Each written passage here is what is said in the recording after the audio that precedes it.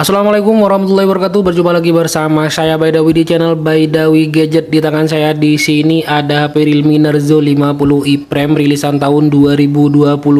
Udah kelihatan ya, kameranya udah besar bulatannya. Kemudian desainnya juga udah mengkotak saat ini. Untuk variannya di sini varian RAM 3 dengan internalnya 32 GB.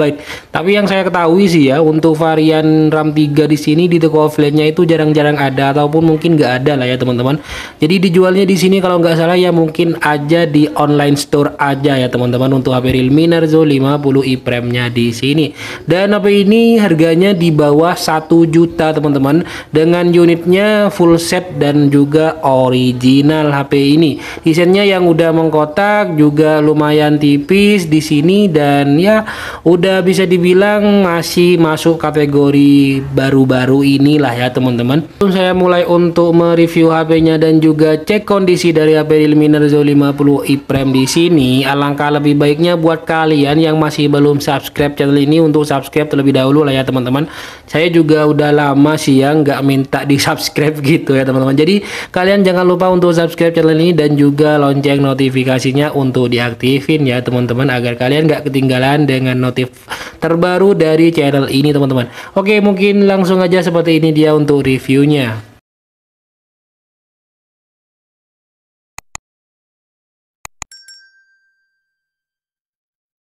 Untuk yang pertama, seperti biasa kita lihatnya pada bagian desain. HP rilisan tahun 2022 desainnya udah seperti ini, yaitu ikut mengkotak teman-teman.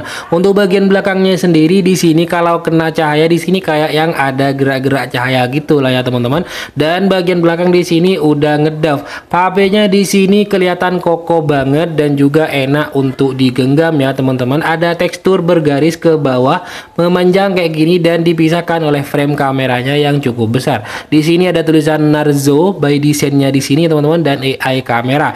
Jadi HP-nya di sini single kamera aja tapi udah bulatan besar kayak gini untuk desainnya, dan satu LED flash.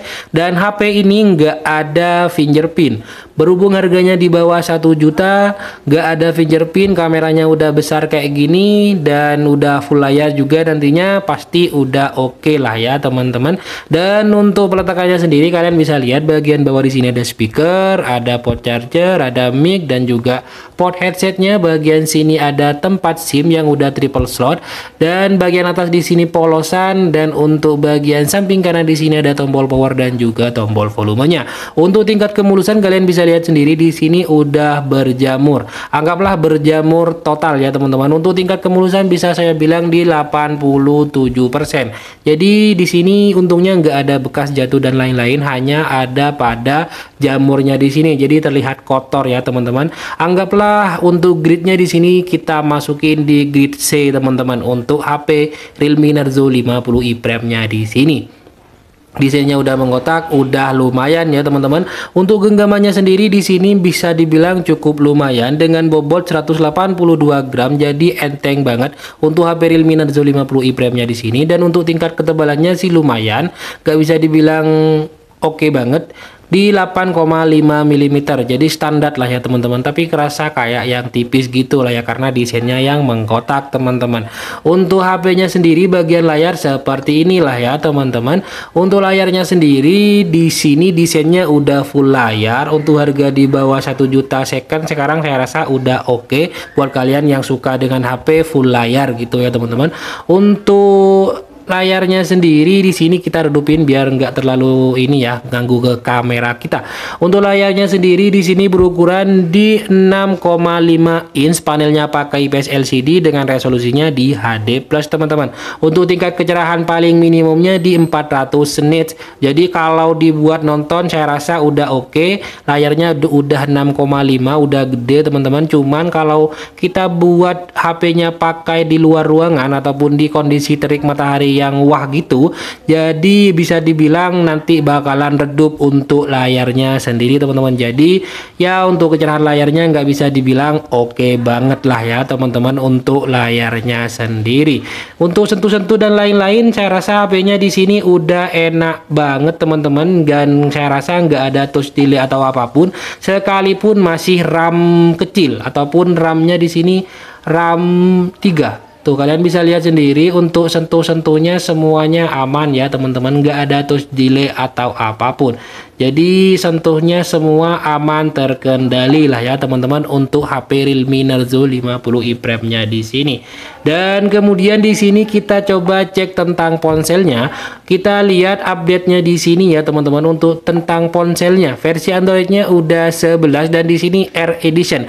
Untuk R Edition seperti ini ataupun E Edition dan seterusnya lah ya teman-teman, itu masuk kategori dari edisi yang bisa dibilang cukup rendah ataupun yang paling bawah gitulah ya teman-teman. Kalian bisa lihat di sini namanya udah jelas ya, dan untuk RAM-nya di sini kalian bisa lihat RAM 3 dengan internalnya 32 GB. HP-nya di sini tentunya untuk tingkat keawetan baterai dan semacamnya udah awet banget karena baterainya di sini yaitu di 5000 mAh teman-teman. Kita langsung aja coba tes beberapa tes ya teman-teman. Kita coba lihat dulu untuk keamanan, kira-kira untuk keamanannya apa aja. Di sini ada kunci layar, ada juga face unlock teman-teman. Untuk smart locknya di sini setel layar kunci terlebih dahulu, jadi kita nggak setel ya. Di sini adanya face unlock karena nggak ada fingerprint ya teman-teman. Jadi untuk tingkat keamanannya udah lumayan ya, minus nggak ada fingerprint gitu aja lah ya teman-teman untuk keamanannya sendiri. Oke, kita lanjut tes speaker, kemudian beberapa tes lainnya teman-teman. Saya coba install dulu 1-2 aplikasi ya teman-teman. Sudah selesai tadi ya, beberapa aplikasi udah kita update termasuk YouTube di sini. Dan ini kita langsung aja yang pertama cek speaker. Speakernya ada di bagian bawah, kita langsung aja pencet. Maaf ya kalau semisal agak lemot karena memang ya wifi di rumah gitulah.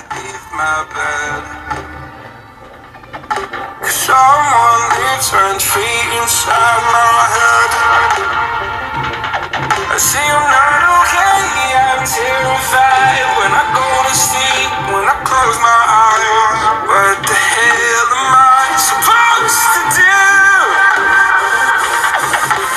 Oh my God, I can't breathe, and I don't know.